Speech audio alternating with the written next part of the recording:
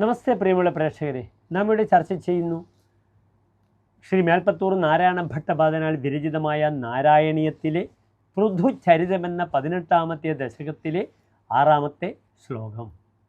പ്രിയമുള്ള പ്രേക്ഷകർ, ആദ്യം ശ്ലോകം ശ്രദ്ധിക്കുക. ഭൂയസ്ഥാം നിജകുലമുഖ്യവത്സയുക്തൈഃ ദേവാദ്യൈഃ സമുചിതചാരുഭാജനേഷു അന്നാദീന്യഭിലഷിതാനി താനി സ്വച്ഛന്തം സുരഭിതനും അതുദൂഹസ്ത്വം. അടുത്തതായി ശ്ലോകത്തിലെ പദച്ഛേദം ശ്രദ്ധിക്കുക. ഭൂയഃ താം നിജകുലമുഖ്യവത്സയുക്തൈഃ ദേവാദ്യൈഃ സമുചിതചാരുഭാജനേഷു അന്നാദീനി അഭിലഷിതാനി താനി സ്വച്ഛന്തം സുരഭിതനും അതുദൂഹഃ ത്വം. അടുത്തതായി അന്വയം ശ്രദ്ധിക്കുക.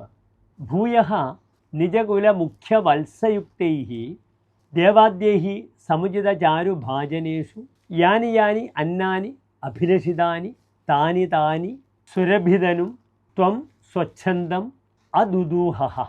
അടുത്തതായി പ്രസ്തുത ശ്ലോകത്തിലെ സാരാംശം പ്രിയമുള്ള പ്രേക്ഷകർ ശ്രദ്ധിക്കുക.